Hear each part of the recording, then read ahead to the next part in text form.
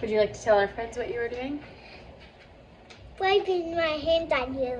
You were just wiping your hands on me. What else are you doing? Making sourdough. Is that sourdough? Yeah? No, that's not sourdough. Do you know what I'm making? What? Hamburger buns. What?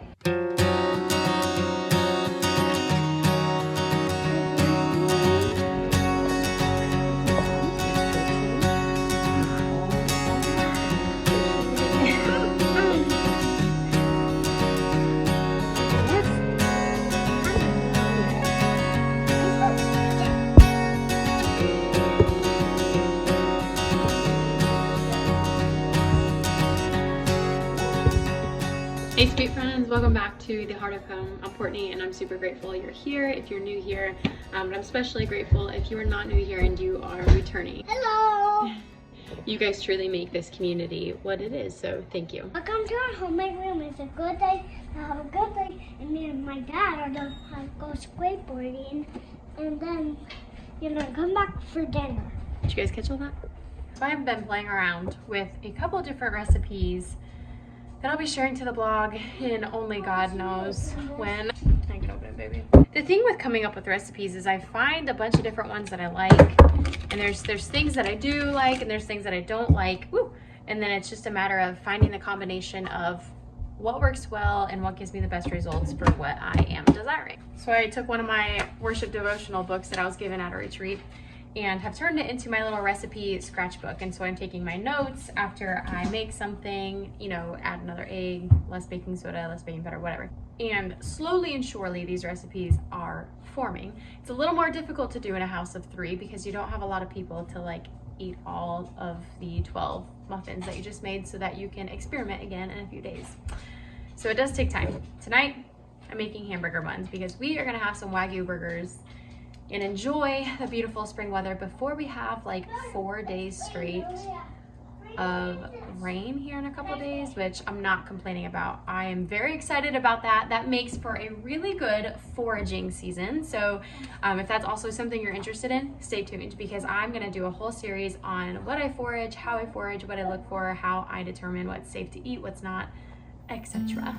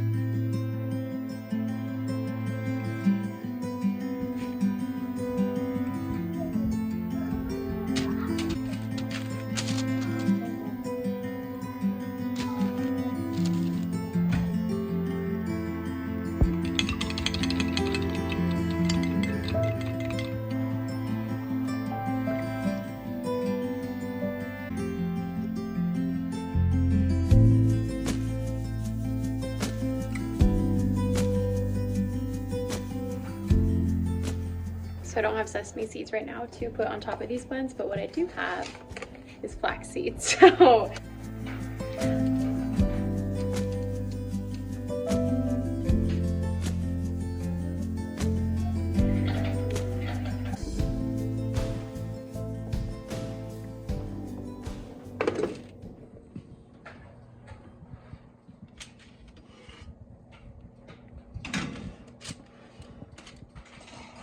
Alexa, set a 10-minute timer.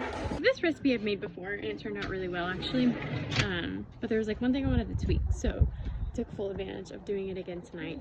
The only thing that pains me with pastries is having to brush the top with egg, and sure, I don't necessarily have to. I definitely am choosing to for a purpose, to get that beautiful glaze that you guys are about to see, but what I've learned is that I don't just have to throw my eggs down the sink. I can give the leftover egg to my dog.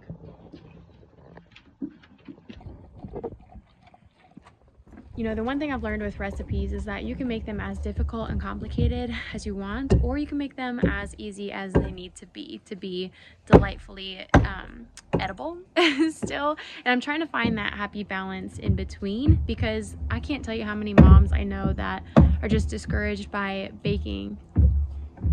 You got the stir on? Daddy!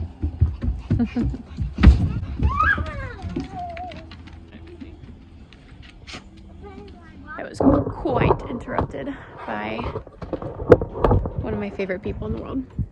So, but what I was saying is that, wait, the camera is crooked. That's better. What I was saying is that recipes can be as easy or as difficult as you make them. What I'm learning is that a lot of people who do the cooking, so it's not always just the woman, but in my case, like, I felt convicted to teach other women. They don't know where to start because they look up a recipe for something and it's incredibly complicated or difficult, or just ingredients that you don't normally have in your house. And you know, in the case of this blueberry muffin recipe that I've been working on, it was a sourdough recipe. And when I was making it, I was like, wow, these turned out really, really great. Like, check, this recipe's good. I just felt like the Lord was like, yeah, you need to make a version of this that women can make that don't do sourdough. Because a lot of times I feel like there's moms that, or wives, that attempt sourdough, but they're just overwhelmed by having to keep a starter alive, which is a whole different conversation, because it really isn't as complicated as people on the internet have made it out to be in the last couple years. I mean, I started right before it became trendy, I guess. I saw one of my friends that I met when I was really young. She shared on Facebook, which she doesn't share a lot, but she shared this loaf of bread that she made, and she said it was sourdough. And I was like, oh, interesting. I love baking. I love cooking. Like, I want to be a homemaker. And so I looked it up and I started my own starter. And because at that point, like, people weren't really selling it online. And so I just figured it out. But how fortunate I was to have the time that it took, and just to have the mental capability with having, you know, one child to do something like that. So I just feel like the Lord has really convicted me about the recipes that I'm making, because they were all very sourdough heavy. I want these recipes to be something that people who do sourdough and want the benefit of the long-term fermentation with sourdough, but also I want people who don't have access to sourdough to be able to make delicious food, because in all reality, like, if you're not making sourdough bread or replacing the yeast in a recipe with sourdough, then adding it as discard to something, sure, it's still beneficial, but it's not like packed full of benefits. So I had a friend over this morning for breakfast, and she has 3 littles, and it reminded me earlier this week when I was at Silas's ninja class, there's a gal there, and I'm usually multitasking, like I usually do.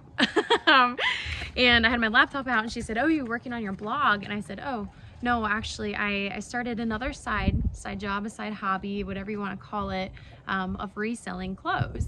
She goes, wow, you do so much. And I was like, yeah, you know I do. And I don't know if it's a burden or if it's a blessing right now. I'm just trying to navigate, like, okay, Lord, what do I need to be doing? How do I, you know, that whole chaos and confusion. But she said, and here I am just proud when I can take my kids to the park. And a part of me hurt, because never do I want a part of what I am doing here, this platform, these videos, the recipes, I never want other women to come and to feel inadequate or like they're not doing enough. Because the reality is I have one child, he's 4. I have a husband who works, and I have some part-time jobs to make supplemental income, sure, but I choose to do that. You know, if I stopped everything, I think that we would be okay. And so I'm choosing to do these things because I do have the time, and I do have just the stamina and the mental capability to do it. Because having one child, I mean, if you have any kids, you know, because you probably started with one, unless you had twins or triplets, but you know that one child is significantly different than having 2 or 3.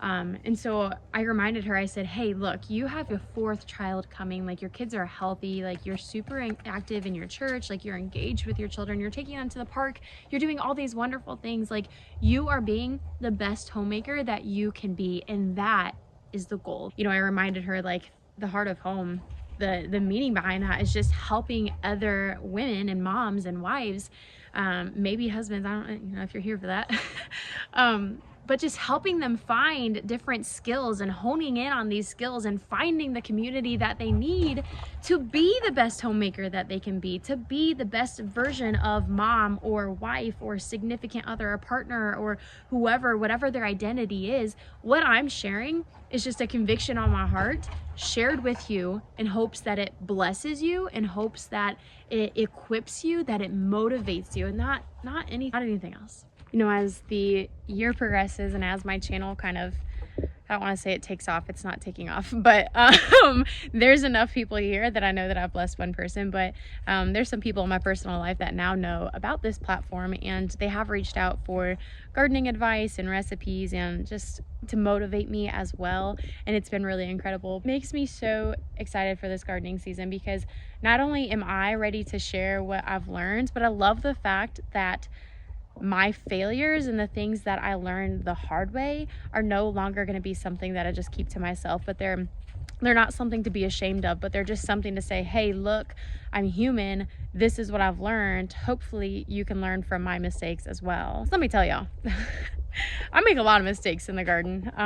There's a lot of ways to garden, and there's a lot of different methods and theories and techniques in plants and species and, you know, all sorts of different things to consider when you become a gardener. Truly, I believe that everyone needs to know how to work the earth. I mean, the exact thing that is feeding us and sustaining us, like, why wouldn't we want to know and to have, you guys know, you know, like when you're walking and it's like, oh, there's a ball of gnats, like, right, that you just walked right through.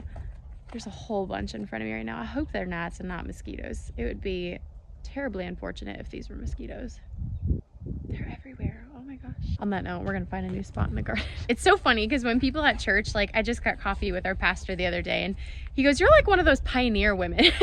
I was like, am I? You know, like, I guess I was always attracted to the old-fashioned way of doing things and loved spending time at my grandma's farm and loved having my hands and feet in the garden at my mom's house. I have vivid memories of planting her garden, going upstairs, taking my leggings off and seeing the difference, the stark difference between my leg where I had pants on and my leg where I did not have pants on. It was like night and day difference. And I remember just being so proud. Like, I was so proud that I had worked so hard that day to tend to the soil, to create a garden, to grow things for my parents and my siblings. It was so beautiful. I think that was the start of my pioneer days, as my pastor puts it. And you know, if this lifestyle is considered a pioneer lifestyle, then hey, I'm here for it.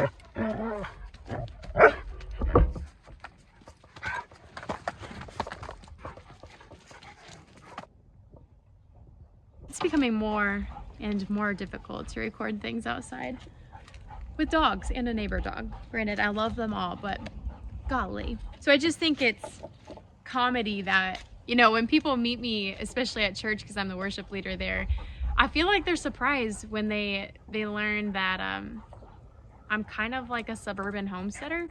And especially the older crowd, you know, just being in my later 20s, I feel like so many men and women in the church that have been gardening for so long think like she's young, which a part of that is true. There's a lot that I don't know, and there's a lot that I'm still learning, and there's always going to be something to learn at every age, you know, and I might be learning stuff from somebody younger than me someday, and I'm not afraid of that.